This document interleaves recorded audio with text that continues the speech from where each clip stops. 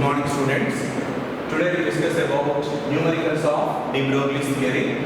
So calculate the de Broglie's wavelength of an electron traveling at 1% of the speed of the light.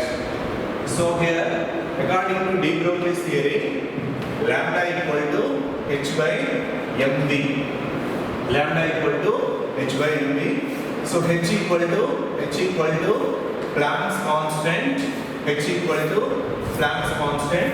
The value is 6.626 into 10 power minus 34 joule second.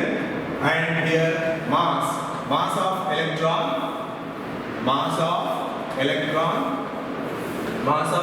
equal to 9.1 into 10 power minus 31 kilograms.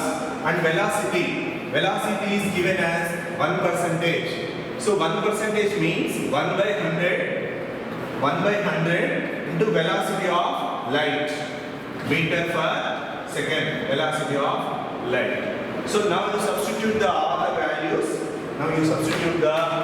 values.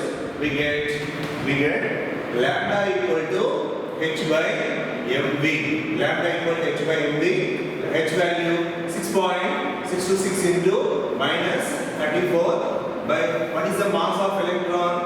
9.1 into 10 power minus 31 into velocity.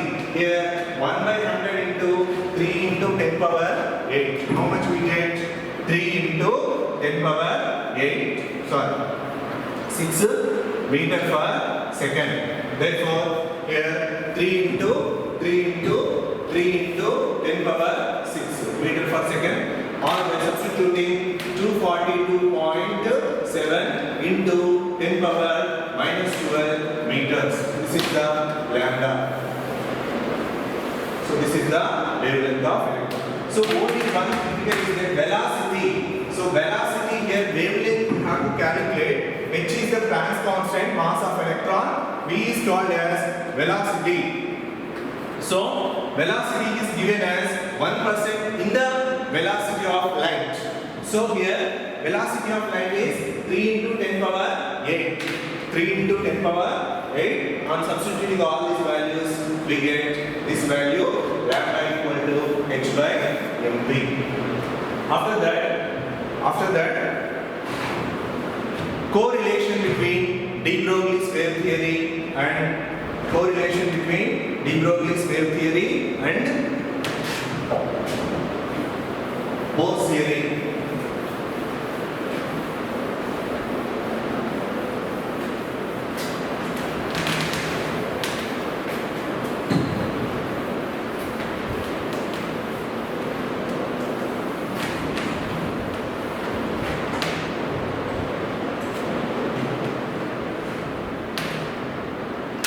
So correlation between de Broglie's theory and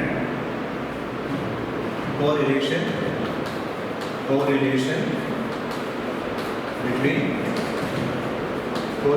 between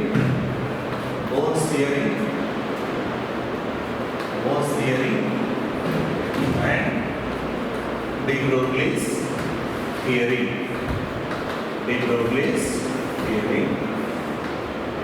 What is the correlation? What is the agreement between these two? So first, according to de Broglie's theory, moving electron has two waves possible for moving electrons are two waves. Two waves are possible for the moving electron. So one wave is like this. So here this is one wave,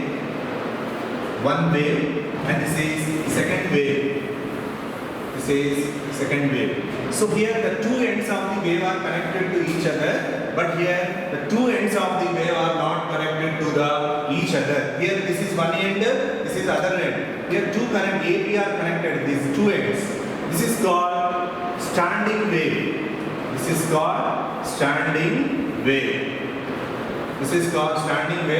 is called non-standing wave. So standing wave is also called as stationary wave. It is also called as non-stationary wave. So non-stationary wave here, and one more name is this non-radiating energy wave. Non-radiating energy wave. Here radiating energy wave. Radiating energy wave. After that, so what are the differences between standing wave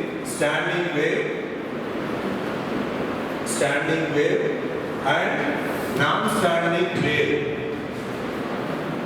Non-standing wave.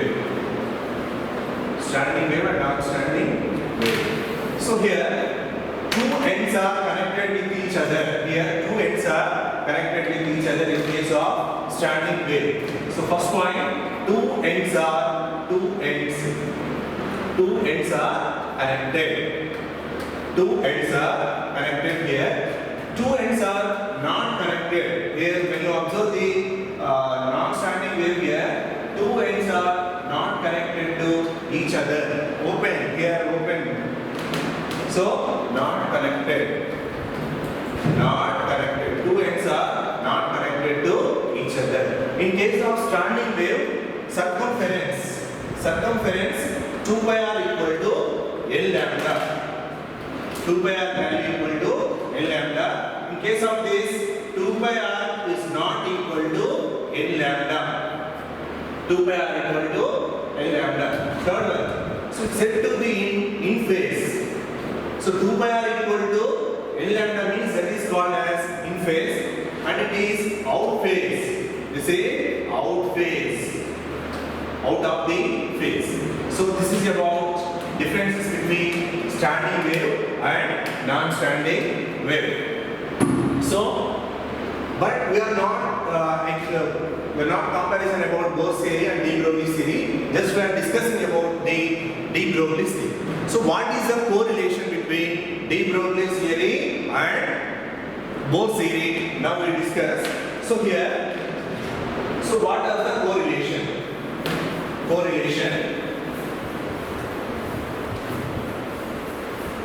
are the correlation between Bohr's theory and? So according to de Broglie's theory, for standing wave, only we are taking standing wave. This is standing wave. For standing wave, 2 pi r equal to L lambda. 2 pi r equal to L lambda. Therefore, lambda equal to 2 pi r by n. 2 pi r by n. This is equation number 1. After that, second equation, lambda equal to h by mv. This is second equation. For standing wave and de Broglie, this is for standing wave equation, and de Broglie wave equation. De Broglie's equation is this one, lambda equal to h by mv. Therefore, from equation 1 and 2, we'll write 2 pi r by n equal to h by mv. Therefore, 2 pi r into mv. So, mvr equal to nh by 2 pi. So, this is angular mvr equal to nh by 2 pi. Therefore, angular momentum of an electron equal to angular momentum, mass, velocity, radius product equal to nh by 2 pi. This is called angular momentum. This angular momentum is given by Bohr's theory. I have already explained this Bohr's theory. So Bohr's theory, mvr equal to nh by 2 pi. mvr equal to nh by 2 pi. Therefore, here two ends are connected for this standing wave. For standing wave, 2 pi r equal to L lambda. Lambda equal to 2 pi r by n. So de Broglie's equation equal to lambda equal to h by mv. Therefore, mvr equal to nh by 2 pi. This is Bohr's theory. So Bohr's theory and de Broglie's theory are correlated with each other. That means both are an agreement with each other. So here we are derived mvr equal to nh by standing wave equation by using de Broglie's equation. From standing wave equation to using de Broglie equation, we are derived Bohr's theory.